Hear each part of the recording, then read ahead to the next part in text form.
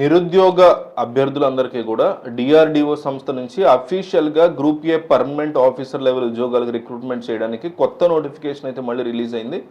ఈ జాబ్స్కి సంబంధించి సెలెక్ట్ అయిన వాళ్ళకి నెలకి 1,00,000కి పైగానే శాలరీ అనేది ఉంటుంది. ఎటువంటి ఎక్స్పీరియన్స్ అవసరం లేదు, ఎలాంటి రాత పరీక్ష అనేది ఉండదు, డైరెక్ట్గా మీకు సెలెక్షన్ అనేది ఉంటుంది. పర్మనెంట్ ఉద్యోగాలు అయితే డైరెక్ట్గా ఇస్తారు.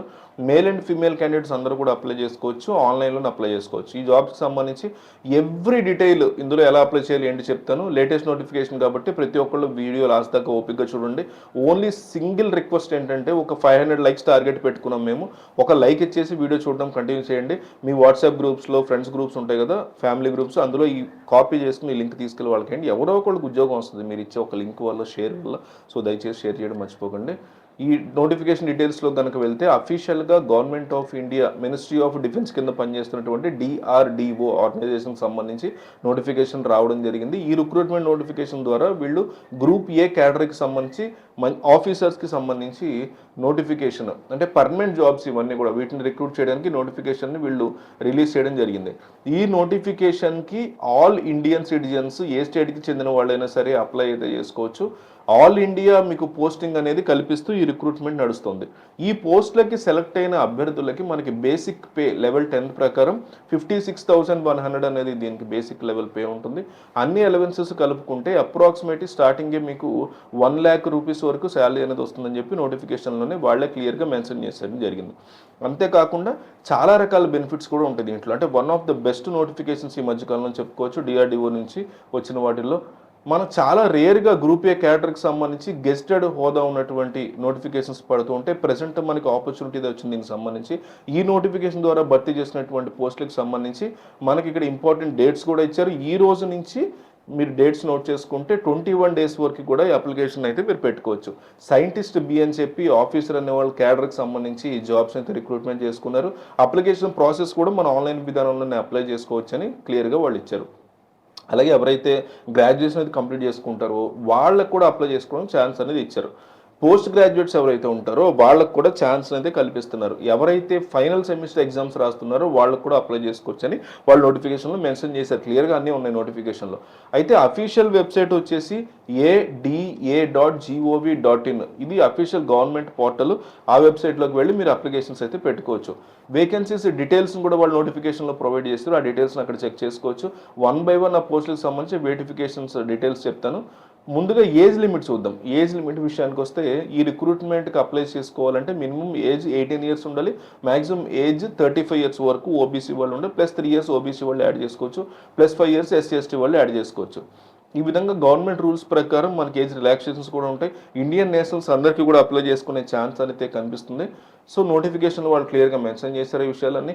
సెలక్షన్ ప్రాసెస్లో భాగంగా ఏంటంటే అభ్యర్థులను డైరెక్ట్గా ఆన్లైన్లో అప్లై చేసేవాళ్ళు అభ్యర్థులను షార్ట్ లిస్ట్ చేస్తారు. ఒక పోస్ట్కి 10 మెంబర్స్ని వాళ్ళు పిలవడం జరుగుతుంది అని చెప్పి చెప్తున్నారు ఇంటర్వ్యూకి సంబంధించి. అలాగే తక్కువ పోటీ అయితే ఉంటుంది. మీరు కనుక ఎలిజిబిలిటీ ఉంటే మాత్రం జస్ట్ ఒక అప్లికేషన్ పెట్టుకోండి, షార్ట్ లిస్ట్ అయితే మీకు ఇంటర్వ్యూకి సంబంధించి మెయిల్ అయితే వాళ్ళు పంపిస్తారు. ఫీజు కూడా చాలా తక్కువగా ఉంది, కేవలం 100 రూపాయలు మాత్రమే ఉంది. ఎస్సీ ఎస్టీ వాళ్ళు, ఫిజికల్లీ హ్యాండిక్యాప్డ్, అట్లాగే అమ్మాయిలందరికీ కూడా ఫీజు లేదు. జస్ట్ ఫ్రీగా మీరు ఆన్లైన్లో వీళ్ళు అప్లై చేసుకోవచ్చు. ఆ 100 రూపాయలు కట్టి మీరు ఆన్లైన్లో అయితే అప్లై చేసుకోవచ్చు.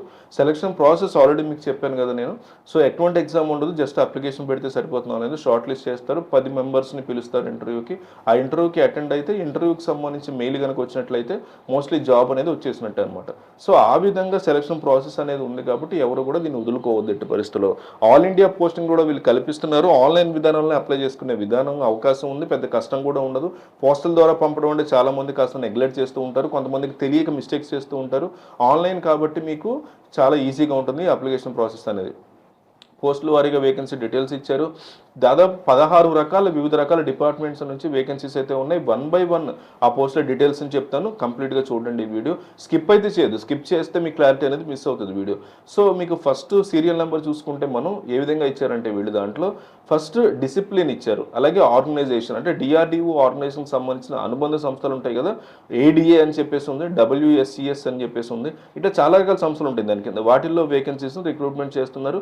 వేకెన్సీ డీటెయిల్స్ ఇచ్చారు. అన్ని కేసుల వారికి వేకెన్సీ డీటెయిల్స్ డీటెయిల్స్ ఉన్నాయి. వీటికి సంబంధించి క్వాలిఫికేషన్ డీటెయిల్స్ ఇచ్చారు.